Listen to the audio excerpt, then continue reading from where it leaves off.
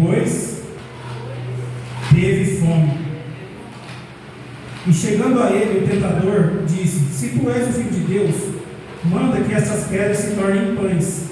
Ele, porém, respondendo, disse: Está escrito: Nem só de pão viverá o homem, mas de toda palavra que sai da boca de Deus.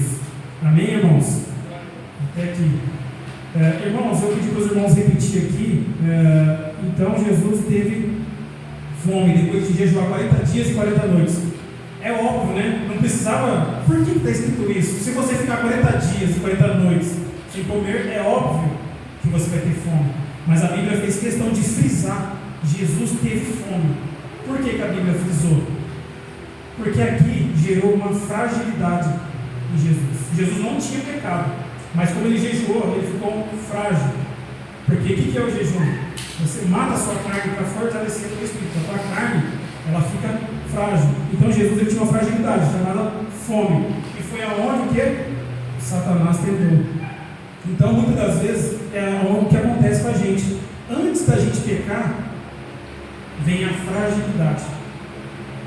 O pecado, ele não acontece da noite para o dia. O pecado leva um tempo. Muitos teólogos, eles dizem que a gente lê na Bíblia, né, é bem rápido quando a serpente, ela atenta a Eva, né, ela fala assim: não, a fruta, se você comer, você vai ser como Deus, conhecedor do bem e do mal. Aquilo não foi somente um diálogo. O Gênesis, ele é muito longo. É que Abraão escreveu para abreviar. Se ele fosse escrever tudo, a Bíblia seria desse tamanho. Então ele escreveu o essencial para a gente aprender. Então, os teólogos, eles acreditam que foi tempo que a serpente ficou falando ali na cabeça de Eva: come Eva, e gerou uma fragilidade em Eva. E ela foi lá e comeu, e todos já sabem da história. Aonde eu quero chegar? Enquanto eu estava sentado na bateria, o Senhor me fez lembrar de Ana, como o pastor estava falando aqui. Ana, todo mundo sabe a história de Ana. Ela era uma mulher que ela era estéril. Deus, né, ele adora trabalhar em cima de algo improvável. Né? Deus falou para Sara e para Abraão que eles iam ser pais de uma grande nação para a pessoa que era estéril. E novamente veio uma outra mulher estéril chamada Ana. E Ana, ela tinha uma rival. Eu não gosto muito dessa palavra rival, né? Mas muitos falam rival, que era a outra esposa do marido dela, que nessa época podia ter mais de uma esposa, né? Que era Penina. E Penina, ela tinha muitos filhos. Enquanto a Ana não tinha nenhuma. E eu percebo que o tempo foi passando, isso criou uma fragilidade em Ana. O que acontece? Ana, ela se comparava com a Penina. Esse é o problema. Às vezes a gente compara. Talvez aqui, supondo Deus demorou um tempo, deixou a Penina ter 3, 4, 5 filhos para fazer um milagre na vida de Ana. Talvez poderia ser até antes, mas a Ana ficava se comparando. Esse é o nosso problema. A gente se compara. A esposa do meu irmão é mais bonita. Tá, mas será que ela é mais legal? Cada pessoa tem uma verdade. Talvez a pessoa é bonita e talvez é chata. Todos nós somos perfeitos. Não existe ninguém perfeito. Todos nós estamos aqui. Deus, ele trabalha com pessoas imperfeitas. Deus é perfeito. Sabe? E Deus, sabe por que ele trabalha com pessoas imperfeitas? Como que Deus é perfeito e trabalha com pessoas imperfeitas? Porque Deus, né, se decepcionou, entre aspas, né? Porque Deus não se decepciona. Porque Deus já sabe o fim desde o começo. Satanás lá no céu, lá no Isaías fala, né? Ezequiel também fala. Ele diz: antes de Satanás cometer o pecado, ele teve uma fragilidade. Ele diz: eu serei semelhante ao Altíssimo e assentarei acima das nuvens, assentarei no trono. Certo? Então Satanás queria ser semelhante ao Altíssimo. Então Deus se decepcionou de Satanás, entre aspas, mas Deus fez o homem. E quando Deus foi fazer o homem, ele desceu. E Deus fez o homem. Ele diz: vou fazer o homem a minha imagem e semelhança. semelhança que Satanás queria ser. Tudo que Satanás queria ser, nós somos a semelhança de Deus. Satanás disse: serei semelhante ao Altíssimo. Você entendeu por que Satanás odeia a gente? Porque nós somos a imagem e semelhança de Deus. E nós somos, e Deus é tão humilde, Ele disse: eu vou descer lá, eu vou pegar na terra, eu vou me lambuzar de lama. E Deus fez um homem do pó da terra, um ser imperfeito, um ser frágil, mas encheu do Espírito Santo. Eu ainda não encontrei na Bíblia, eu chego a arrepiar, irmão, porque a presença de Deus é desse lugar. Glória a Deus, aleluias, lavassuri, andalás. Senhor, eu te sinto nessa noite, Pai, meu Deus, obrigado por tudo. Meu Deus, Senhor, amém, Senhor, glória a Deus. Então, irmãos, o que acontece? Deus, só existe um ser no universo que carrega o Espírito Santo. Você, o Espírito Santo. Você, o ser humano, perdão. A Bíblia, eu ainda não encontrei, pode ser que alguém encontrou um versículo que diz que o anjo é cheio do Espírito Santo. Eu não vi isso na Bíblia. A Bíblia diz que o homem é cheio do Espírito Santo. E Deus soprou nas narinas de Adão o fôlego de vida, o Espírito Santo. Então, irmãos, você já pensou no privilégio?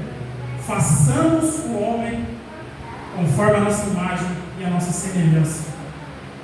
Façamos Pai, Filho e Espírito Santo, no plural. E Deus deu o Espírito Santo para morar dentro de você. Deus fez o sol, Deus fez a lua, Deus fez as estrelas, Deus fez os anjos. E Deus mora dentro de você, um ser de barro. Então, irmãos, nessa noite, que possamos dar valor, porque Deus não fez ninguém igual. Não existe ninguém igual. Cada pessoa tem uma função nesse mundo, cada pessoa tem uma função nesse planeta. Não existe ninguém igual. Se o irmão vir pregar aqui agora, ele vai pregar uma outra coisa, porque não tem como ele pregar igual eu, porque ele tem um outro jeito, um outro estilo. Deus vai usar ele de outra forma, porque a graça de Deus é multiforme. Então, irmãos, voltando aqui para Ana, a Ana, ela foi, sabe quando Deus fez o milagre na vida de Ana? Quando ela foi lá para o templo, orou, clamou e pediu: Senhor, eu não aguento mais, eu aqui conjecturando, né? Eu creio que ela falou assim: Senhor, eu não aguento mais ser estéril. E Deus ouviu a oração dela quando ela parou de se comparar com Penina. Enquanto você estiver se comparando com o outro, Deus não pode agir. Você tem que olhar para Jesus. Porque a Penina, ela não tem culpa da Ana ser estéril. E às vezes a gente culpamos o outro. O irmão está prosperando e eu não, mas o irmão tem culpa. Tá certo que a Penina provocava a Ana. Mas como Fátima pregou, né? José, ele foi jogado na cisterna, mas ele não odiou os irmãos. Entendeu? Então, quando Ana, ela direcionou a sua lamentação para Deus, e não, porque lamentar é uma coisa, murmurar é outra.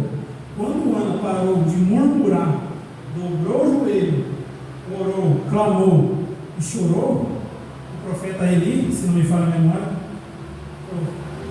vai, Deus ouviu as suas orações. O que aconteceu? A Bíblia diz que Ana se deitou com o marido dela e logo apareceu grávida. Mas antes disso, Deus não faz nada sem propósito. Tudo que Deus dá, Deus vai requerer de volta. Se Deus te dá um carro, você para a igreja. Você pode usar até para outras coisas, mas você vai devolver para Deus. Ana, ela devolveu Samuel para Deus. E a Bíblia diz que Samuel foi profeta, juiz e sacerdote. Samuel teve 3 funções, um dos homens mais importantes da Bíblia. Então, irmãos, aonde eu quero chegar? Que nessa noite a gente possamos ter, a não olhar somente para as falhas, possamos olhar para Jesus, porque a fragilidade ela pode nos tirar o foco.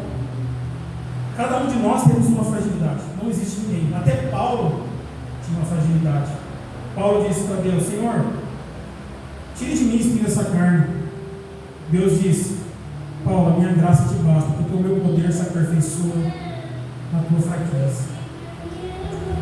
E esse mesmo Samuel, filho de Ana, quando o povo de Israel, eles entraram na fragilidade, eles disseram para Samuel: Samuel, nós queremos um rei. Por quê? Porque eles queriam algo palpável, eles queriam algo visível. E o que acontece? Então Deus falou: se eles querem, Deus só deu um rei para Israel porque eles pediram.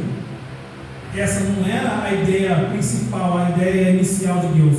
Israel era o único país que não tinha presidente nos dias de hoje, mas por causa do pedido do povo, e Deus governava Israel sem presidente. Era Deus que governava Israel, mas o povo queria um rei.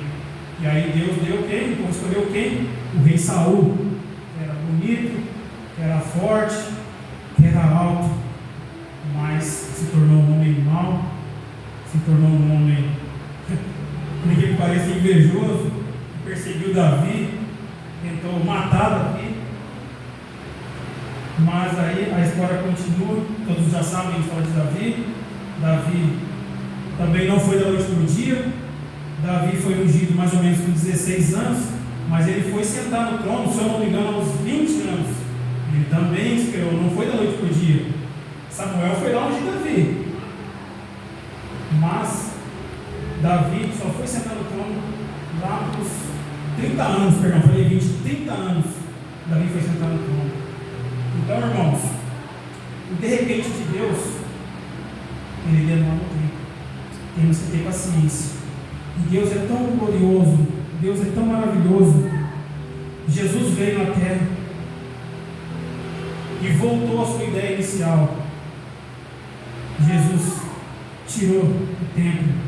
Jesus falou, lá em João capítulo 4, Jesus fala: eu procuro os verdadeiros adoradores que me adoram em espírito e em verdade. Nós voltamos, a gente não precisa mais de um sacerdote, a gente precisa de um pastor, de um presbítero, de um diácono na igreja, mas hoje o Espírito Santo habita em nós. Hoje a gente não precisa de Saul, hoje a gente não precisa de Davi, hoje a gente precisa do Espírito Santo. Lógico, temos que nos submeter ao nosso pastor, mas a gente tem que se submeter também muito mais ao Espírito Santo que mora dentro de nós.